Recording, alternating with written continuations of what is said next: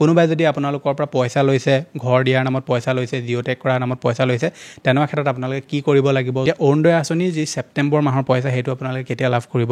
অৰুণোদয় আঁচনিত বহুতো লোকে আবেদন কৰিব, এবাৰ নোৱাৰিলে বা আবেদন কৰিছিলে কিন্তু আবেদন কৰাৰ পাছতো লিষ্টত নাম নাহিলে, তেওঁলোকে কেতিয়া আকৌ আবেদন কৰিব পাৰিব? ডিজিটেল আসাম 2.0 চেনেলটো এটা নতুন ভিডিঅ'লৈ আপোনালোক সকলোকে পুনৰবাৰ স্বাগতম জনাইছোঁ।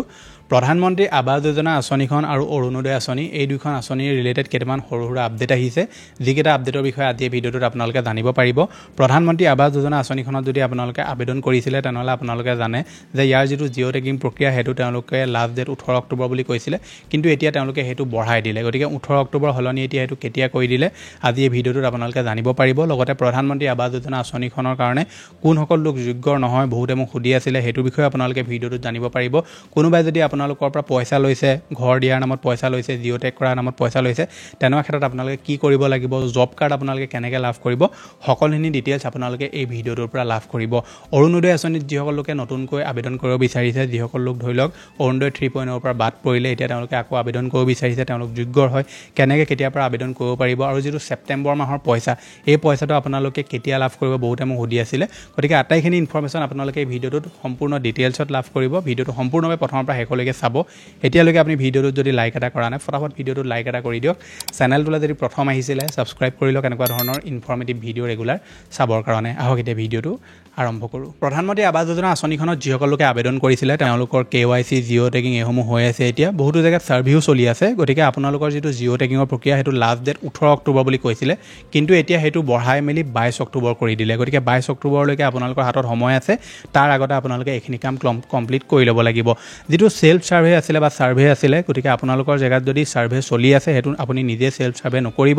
বহুতো লোকে ছেল্ফ ছাৰ্ভে কৰি ল'লে, কাৰণ চৰকাৰে কৈছিলে যে আপোনালোকৰ অঞ্চলত যদি ধৰি লওক চৰকাৰী ঘৰৰ কাৰণে আপোনাৰ যিটো আবেদন প্ৰক্ৰিয়া সেইটো কৰিবৰ কাৰণে পঞ্চায়তৰ লোকসকল নগ'ল বা জীৱিকা সখী বাইদেউসকল নগ'ল, তেনেকুৱা ক্ষেত্ৰত আপুনি ছেল্ফ ছাৰ্ভে কৰি ল'ব পাৰে বা স্বজৰীপ যিটো অসমীয়াত কয় সেইটো আপুনি নিজে কৰি ল'ব পাৰে। গতিকে বহুতে তেনেকৈ কৰি লৈছিলে, আৰু এতিয়া তেওঁলোকৰ এটা প্ৰব্লেম দেখাই আছে যে আধাৰ এক্সিট বুলি দেখাই আছে। অলৰেডি তেওঁলোকৰ আধাৰ যিহেতু তেওঁলোকে দি ছেল্ফ ছাৰ্ভে কৰি লৈছিলে, সেইকাৰণে পঞ্চায়তৰ মানুহসকল যেতিয়া আহিছে তেওঁলোকৰ সেইটো প্ৰব্লেম দেখা দিছে। গতিকে আপোনালোকৰ যদি সেইটো প্ৰব্লেম হৈছে, আপুনি ডাইৰেক্ট তেওঁলোকক ক'ব যে আমি এইটো নিজে ছেল্ফ ছাৰ্ভে কৰিছিলোঁ। আপোনালোকৰ ঘৰত যদি ছাৰ্ভে কৰিবলৈ আহে তেনেকুৱা ক্ষেত্ৰত আপুনি কৈ দিব তেওঁলোকক যে আমি যিটো আৱাস প্লাছ এপ্লিকেশ্যন আছিলে সেইটোৰ থ্ৰু দি চৰকাৰে আমাক যিটো ছেল্ফ ছাৰ্ভে কৰিবলৈ কৈছিলে সেইটো আমি কৰি ল'লোঁ। গতিকে বাকীখিনি প্ৰচেছ তেওঁলোকে আপোনালোকক বুজাই দিব। গতিকে আপুনি যদি ছেল্ফ ছাৰ্ভে কৰিছিলে সেইটো তেওঁলোকক ক'বলৈ নাপাহৰিব। যদি আপুনি নকয় বাৰে বাৰে সেইটো আধাৰ এক্সিষ্টে দেখাই থাকিব, আৰু তেওঁলোকেও গম নাপাব যে এইটো আধাৰ এক্সিষ্ট কিয় দেখাই আছে। সেইকাৰণে আপোনালোকে সেইটো কথা ক'বলৈ নাপাহৰিব। এতিয়া কথাটো হৈছে কি, প্ৰধানমন্ত্ৰী আৱাস যোজনা আঁচনিখনত কোনসকল লোকে আবেদন কৰিলেও ঘৰ লাভ নকৰে। চৰকাৰে যিহেতু কিছুমান গাইডলাইন দি দিছিলে, সেই গাইডলাইনছখিনি আপোনালোকক মই স্ক্ৰীণত দি দিছোঁ, আপুনি চাব পাৰে। এতিয়া প্ৰথমে ঘৰ কোনসকল লোকক অগ্ৰাধিকাৰ দিয়া হ'ব পাবৰ কাৰণে সেইখিনি কৈ দিওঁ। গৃহহীন লোক, ভিক্ষাবৃত্তিত নিয়োজিত লোক, হৰিজন, আদিম জনজাতি, আইনীভাৱে মুকলি কৰি দিয়া বন্ধুৱা শ্ৰমিক, তেওঁলোকক অগ্ৰাধিকাৰ দিয়া হ'ব। মানে ধৰি লওক এখন লিষ্টত যদি এনেকুৱা ধৰণৰ ব্যক্তি থাকে, সেই লিষ্টখনত থকা এই ব্যক্তিসকলক প্ৰথমে ঘৰটো দিবলৈ তেওঁলোকে চেষ্টা কৰিব। এতিয়া কোনসকলকে ঘৰ লাভ নকৰিব সেইটো কৈ দিওঁ। পকী ঘৰ থকা বা ইতিমধ্যে PMAYGৰ সুবিধা লাভ যিসকলে কৰিছে তেওঁলোকে চৰকাৰী ঘৰ লাভ নকৰে। ঘৰত 3 বা 4 চকীয়া যদি বাহন আছে আপোনালোকে ঘৰ লাভ নকৰে। যন্ত্ৰচালিত কৃষি সঁজুলি ব্যৱহাৰকাৰীসকলে ঘৰ লাভ নকৰে। 50,000 টকা ক্ৰেডিট সীমা থকা কিষাণ ক্ৰেডিট কাৰ্ড ব্যৱহাৰকাৰীসকলে ঘৰ লাভ নকৰে। চৰকাৰী চাকৰি অথবা ন্যূনতম 15,000 টকা মাহিলী উপাৰ্জন কৰা পৰিয়ালে ঘৰ লাভ নকৰে। কিন্তু ৰিচেণ্টলি মই নিউজত শুনিছিলোঁ যে 15,000 টকা যদি আপোনালোকৰ ইনকাম হয় তেনেকুৱা ক্ষেত্ৰত আপোনালোকে ঘৰ লাভ কৰিব বুলি কৈছিলে। গতিকে এইটো বিষয়ে আপোনালোকে পঞ্চায়তৰ লোকসকলক যদি ভালকৈ সুধি লয় তেতিয়া ভাল হ'ব। কিন্তু যদি চৰকাৰী চাকৰি আছে তেনেকুৱা ক্ষেত্ৰত লাভ নকৰে। কিন্তু যদি আপুনি বেলেগ কিবা কাম কৰে, 15,000 টকাতকৈ যদি মাহিলী ইনকাম বেছি হয় সেইটো পাব বুলি কৈছিলে সেইসকল লোকে চৰকাৰী ঘৰ। গতিকে সেইটো বিষয়ে আপুনি পঞ্চায়তত এবাৰ সুধি ল'ব। চৰকাৰে তাৰপৰা আহিলে চৰকাৰী পঞ্জীকৃত উদ্যোগ থকা পৰিয়ালে ঘৰ লাভ নকৰে। আয়কৰ বা পেছাদাৰী কৰ পৰিশোধ কৰা পৰিয়াল, ন্যূনতম 2.5 একৰ জলসিঞ্চন থকা অথবা 5 একৰ জলসিঞ্চন নথকা মাটিৰ অধিকাৰী যিসকল লোক আছে তেওঁলোকে ঘৰ লাভ নকৰে বুলি কৈছে। গতিকে এইসমূহ ভিতৰত যদি আপোনালোক পৰে তেনেকুৱা ক্ষেত্ৰত আপোনালোকে ঘৰ লাভ নকৰে। এতিয়া আপোনালোকৰ নথি পত্ৰ কি প্ৰয়োজন হ'ব সেইটো আপোনালোকক মই যোৱাটো ভিডিঅ'টো কৈছিলোঁ যে আপোনালোকৰ আধাৰ কাৰ্ডৰ প্ৰয়োজন হ'ব, জব কাৰ্ডটো আপোনালোকৰ প্ৰয়োজন হ'ব, ৰেচন কাৰ্ডৰ প্ৰয়োজন হ'ব, আৰু আধাৰ লিংক থকা আপোনালোকৰ যিটো বেংক একাউণ্ট সেইটোৰ প্ৰয়োজন হ'ব। জব কাৰ্ডটো নাথাকিলেও চলি যাব পাৰে। গতিকে মই জব কাৰ্ডৰ ৰিলেটেড আপোনালোকক সেই ভিডিঅ'টোত কৈছিলোঁ যে জব কাৰ্ডটো থাকিলে আৰু 20,000 টকা আপুনি লাভ কৰিব। কিন্তু আপোনাক পঞ্চায়তৰ মানুহসকলে যিখিনি ডকুমেণ্টছ তেওঁলোকে ক'ব সেইখিনি ডকুমেণ্টছ তেওঁলোকক আপুনি দিব লাগিব ঠিক আছে কাৰণ এইসমূহ কি হয় যিখিনি মই আপোনালোকক এতিয়া ইনফৰমেশ্যন দিছোঁ এইখিনি আপডেটো হৈ থাকে কেতিয়াবা এটা ডকুমেণ্টছ নহ'লেও হৈ যায় কেতিয়াবা এটা ডকুমেণ্টছ আৰু আপোনাক বেছি বিচাৰি দিয়ে সেইটো আপুনি মনত ৰাখিব এতিয়া আৰু এটা তেওঁলোকে ফোন নম্বৰ দিছে যিটো চাব পাৰে জৰীপ সম্বন্ধীয় যিকোনো অভিযোগ বা তথ্যৰ বাবে আপুনি 180012323560 এই নম্বৰটোত কল কৰিব পাৰে যদি আপোনাক কোনোবাই পইচা বিচাৰিছে ঘৰ দিয়াৰ নামত সেল্ফ সাৰ্ভে কৰা নামত জিঅ'টেক কৰা নামত আপুনি সোনকালে এই নম্বৰটোত যোগাযোগ কৰি তেওঁলোকক ইয়াৰ বিষয়ে ইনফৰমেশ্যন দি দিব কোনোবাই আপোনাক পইচা বিচাৰি হাৰাশাস্তি কৰিলে একলগ হৈ মানুহখিনিয়ে তেওঁলোকক ক'ব যে আমি পইচা নিদিওঁ ভিডিঅ' কৰিব আৰু ভিডিঅ' কৰি আপোনালোকে চৰকাৰক টেগ কৰি টুইট কৰি দিব বা যিসকল উচ্চপদস্থ বিষয়া থাকে তেওঁলোকক আপোনালোকে গৈ মেলি ইয়াৰ বিষয়ে ক'বগৈ কাৰণ চৰকাৰে ডাইৰেক্ট কৈছে যে কোনো ধৰণৰ তেওঁলোকে ৰেহাই নিদিয়ে যদি এনেকুৱা ধৰণৰ কোনোবাই আঁচনিৰ নামত পইচা লয় অৰুণোদয় হওক বা চৰকাৰী ঘৰৰ আঁচনিৰ নামত যদি কোনোবাই পইচা ল'ব বিচাৰে এনেকুৱা ধৰণৰ যি কাম আছে সেই কামটো চৰকাৰে কেতিয়াও একচেপ্ট নকৰে বা কিবা অভিযোগ থাকিলে আপোনালোকে এই নম্বৰটোত অভিযোগ কৰিব পাৰে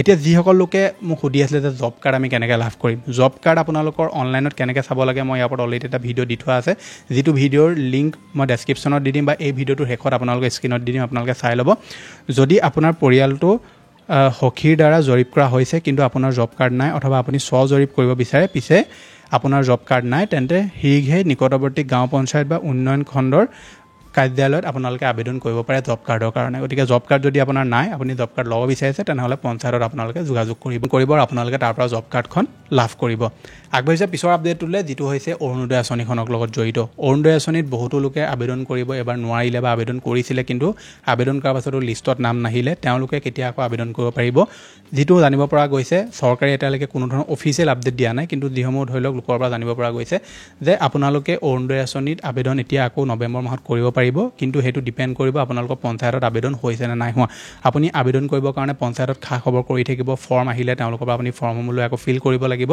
যদি তেওঁলোকে কয় যে নৱেম্বৰত ফৰ্ম নাহে ডিচেম্বৰত আহিব বা জানুৱাৰীত আহিব তেতিয়াহ'লে আকৌ ৱেইট কৰিব লাগিব কিন্তু মই যিমানটো জানিব পাৰিছোঁ যে নৱেম্বৰত পঞ্চায়তত ফৰ্ম অহাৰ চান্স আছে গতিকে আপুনি নৱেম্বৰত তেওঁলোকৰ লগত যোগাযোগ কৰিব পঞ্চায়তত গৈ মেলি আপোনালোকে যোগাযোগ কৰিব তাৰ আগতে আপোনালোকৰ আধাৰ কাৰ্ডটো আপোনালোকে বেংক একাউণ্টৰ লগত লিংক কৰি ল'ব আপোনাৰ ৰেচন কাৰ্ড থাকিব লাগিব যিখিনি নথিপত্ৰৰ জৰুৰী হয় নথিপত্ৰখিনি থাকিব লাগিব তেতিয়াহে আপোনালোকে অৰুণোদয় আঁচনি পইচা লাভ কৰিব কোনো ধৰণৰ চৰকাৰী চাকৰি থাকিব নালাগিব আপোনালোকৰ লগতে আপোনালোকৰ ঘৰত চাৰিচকীয়া বাহন থাকিব নালাগিব এইখিনি আপোনালোকৰ যিসমূহ যোগ্যতাৰ কাৰণে তেওঁলোকে মাফ কাটি দিছিলে সেইখিনি ভিতৰত আপোনালোকে পৰিলেহে অৰুণোদয় আঁচনি পইচা লাভ কৰিব এতিয়া অৰুণোদয় আঁচনি যি ছেপ্টেম্বৰ মাহৰ পইচা সেইটো আপোনালোকে কেতিয়া লাভ কৰিব বহুতে কমেণ্ট কৰি সুধি আছিলে গতিকে ছেপ্টেম্বৰ মাহৰ পইচাটো চৰকাৰে দিম বুলি নাই কোৱা তেওঁলোকে কৈছিলে যে জানুৱাৰী মাহত তেওঁলোকে বেলেগ কিবা ধৰণে এই পইচাটো দিম বুলি কৈছে গতিকে সেইটো যেতিয়া দিব তেতিয়া কিন্তু আপোনালোকে বহুতে ভাবি আছে যে নৱেম্বৰ মাহত ছেপ্টেম্বৰ পইচাটো একেলগে দিব নিদিয়ে আপোনালোকে সেই পইচাটো জানুৱাৰীত দিয়াৰ কথা আছে কিন্তু কেনেকৈ দিব কি কথা তাৰ বিষয়ে একো সবিশেষ নাজানো গতিকে অৰুণোদয় আঁচনি ৰিলেটেড যিসকল লোকে সুধি আছিলে যে নতুনকৈ কেতিয়া আবেদন কৰিব পাৰিম